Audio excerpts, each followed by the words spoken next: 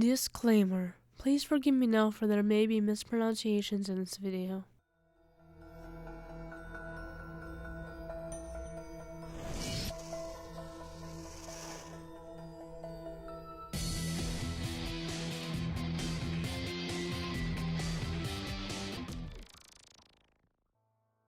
Lake Okeechobee of Florida covers 730 square miles of South Florida and is part of 5 counties. The Seminole word means big water. Lake Okeechobee has had quite a bit of strange stories, tales about ghosts, lost treasures, and even monsters. One of these tales tells of a 1956 pilot who flew over the northern end of the lake and reportedly saw giant dinosaur tracks in the mud. They end up turning out to be tracks from a dredging machine though. However, we are going to talk about its unexplained mystery that serves good physical evidence, and that's the secret of Okeechobee's bones. Prior to 1910, early pioneers reported seeing human skeletons in the shallows around the southern end of the lake.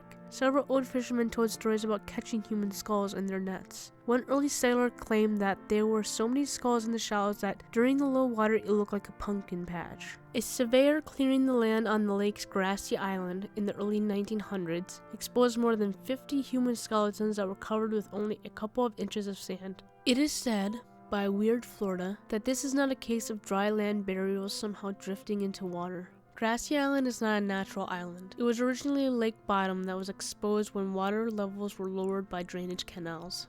Willis Crosby used to catfish in Lake Okeechobee, and he told the story about finding a half-dozen human skulls in 1953 just lying in the mud on Observation Island. He made the assumption that they were Native American bones, but could this be true?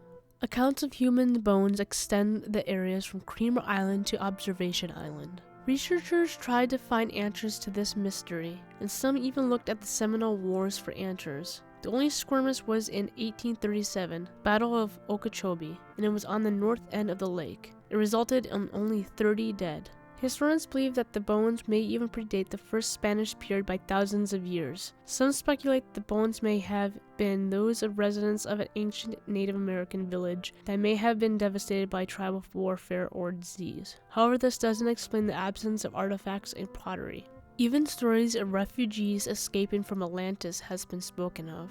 When I was gathering information on this case, I heard that some of the skulls were large enough to belong to people of 6 to 7 feet tall or even taller than that, and that even some were misshapen. Though many have lived around the lake, the earliest recorded people to live around it were the Carlson Indians. What do you think of Lake Okeechobee's mysterious bones? Did you like this video? Want to support this channel and get early access? Feel free to check out my Patreon page where I create content on cryptids, hauntings, alien abductions, serious killers, and much more. Can't support me there?